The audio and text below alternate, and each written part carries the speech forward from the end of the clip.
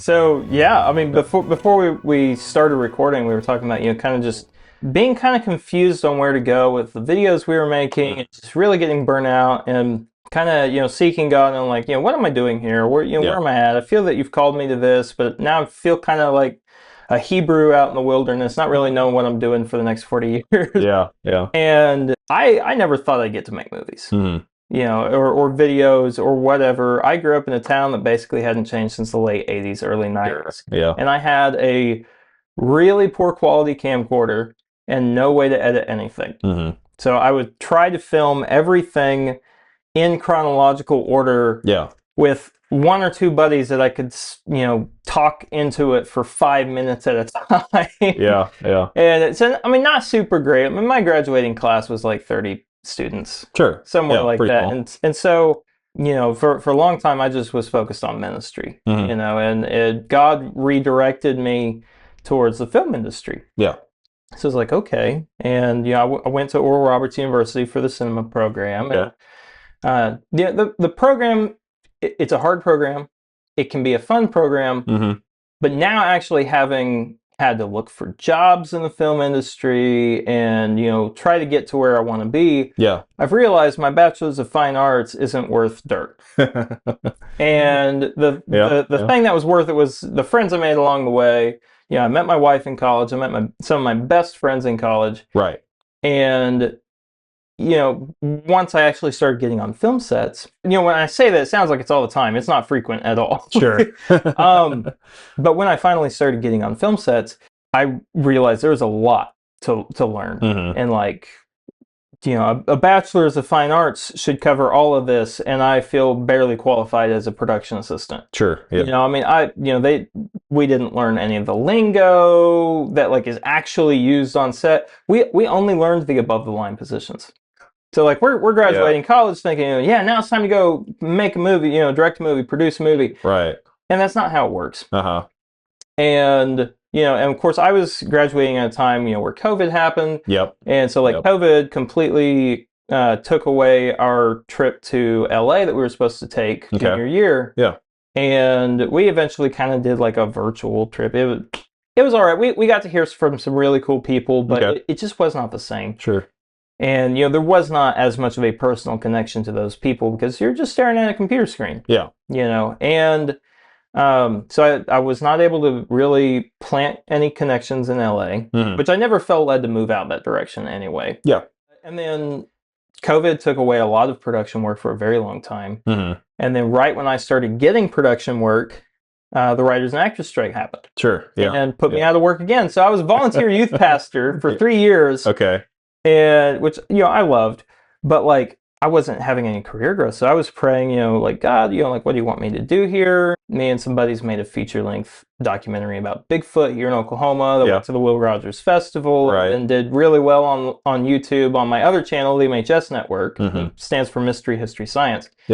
And got us monetized there, but then we weren't prepared to go make the next documentary. Keep it going, to keep it going. So we lost monetization earlier this year, finally. Oh, really? Monetized in like the end of 2022. So it went for a couple of years. So it went for a couple of years. I was just making money off of that one documentary. And now I'm contemplating, do I see if I can get it on Tubi and get some more ad revenue?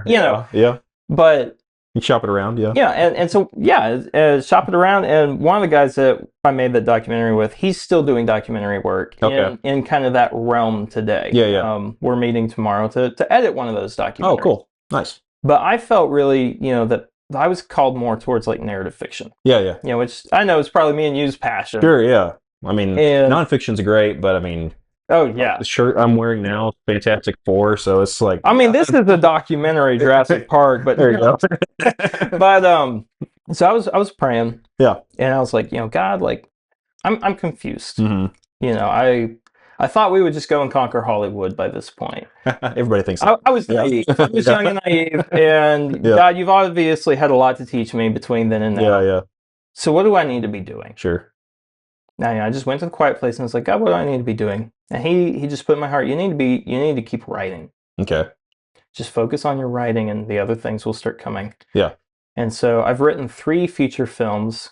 One of which I'd like to sell. I don't care necessarily to direct. It was just a fun idea. Another one I'm heavily revising because it was going to be a part 1, part 2 situation, and I decided if I get the chance to make it, I just want to tell the whole story all in one go. Yeah. And there's plenty that I could cut. Sure. There's plenty of time that I could skip. Dune's already doing the part 1, 2. Yeah, it's like I don't need to do that. I want. You don't want to compete with Denis Villeneuve. No, and I, and this has sort of been writing since I was 14. Yeah. So there's a lot of content there that I just like. And as a filmmaker, you have to learn how to kill your darlings. You have to learn not to be married to certain things. Exactly, yeah. And so, but this third film, I've been wanting to do this for a long time. It's called Night of the Troodon. Okay. It's Troodon spelled Troodon. So a lot of people call it a Troodon, but it's a Troodon. Yeah. It is, think like a Jurassic Park Velociraptor, but half the size. Okay. Nocturnal. Yeah. Venomous. And just really gnarly looking. It looks like a hyena lizard with mange. Sure. It's a pretty interesting visual there. The concept art, and we're doing it all practical effects. I mean, at least 99%. Okay. I'll have to do a few things in post-production. Yeah. But like, it's going to be a puppet. Like going Ray Harryhausen with this, or or like Stan Winston. Stan Winston, which is really what we're going towards. But it essentially, for legal reasons, this does not bear the name or the title of existing in the Jurassic universe. If fans of the Jurassic universe pick up on certain obscure details, they can have a lot of fun with this. Otherwise, think of this as a film that takes place in a universe adjacent to that has very similar history. For legal reasons, this does not take place in the Jurassic Park universe. Exactly. And so it was very important to me, though, that this not be a fan film. Sure. It's a film by a fan, but the fandom is not the first thing that comes. Right. And I've seen, for a variety of good reasons. And I have seen so many people beg for a movie like this to be made and use this dinosaur. In Jurassic Park lore, this dinosaur is really cool. But it's only been used in like a video game. Okay.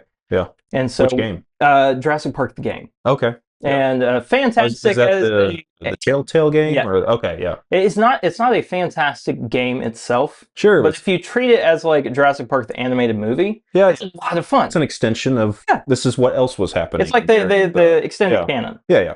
And it's been kept very ambiguous whether or not it's canon or not. And this is not representative of all fans. There are fans that hate the game. Yeah, I'm not one of them. I actually really enjoyed it. Yeah. So yeah. It's been kept very ambiguous though, because there are a lot of fans that love this game and specifically love the Troodon. And there's been so much outcry online. Why wasn't it like in Jurassic World Rebirth instead of the Mutodon? And it could have served something that was an actual dinosaur instead of whatever monstrosity was created. Genetically engineered wyvern. Yeah. That's what really the Mutodon is. And never thought we'd get to the point of having dragons in Jurassic Park, but basically you have that now. So and but the story, I just said I'm not going to make this movie if I don't have a good story. And the story it's about a broken family that when you think they couldn't get any more broken, any more detached from each other. Sure. This comes into their lives. In a suburban neighborhood. And it's about a mom, an eldest daughter, and a youngest daughter, and the father's passed away previously. So all three of these ladies are completely detached from each other. Just living in their own separate bubbles. And it's a story about them coming back into each other's bubbles. And I'll have to send you the script. Yeah, I'd love to read it. I'm very excited to make this movie. But when I got done with the latest draft, I said, "This is it. This is the movie I'm going to make." I started having meetings, and so now I've got a line producer and a director of photography. Nice. And we're getting ready to have our third pre-production meeting to talk about campaign strategy. Just when I share this project with people, I have seen way more support than I had ever anticipated. And it's been a very humbling experience, but now it helps me understand, like, one of the reasons I was like, just focus on your writing. Don't worry about just making a short film just to show that you're a director. Write first. Thanks so much for checking out that clip from our podcast, The Assembly Cut. Always be sure to tune in and check those out, either here on YouTube or on Apple Podcasts or Spotify or your favorite podcasting app of choice. Before you go, remember to hit that like button, subscribe, and hit the bell icon to get notified when new videos, new clips go live on this channel. When you do that, it always helps us out and we greatly appreciate it. Go down in the comment section and let us know what you thought of the topic we discussed here today. Hope you all have an awesome and a fantastic day, and we'll see you in the next video.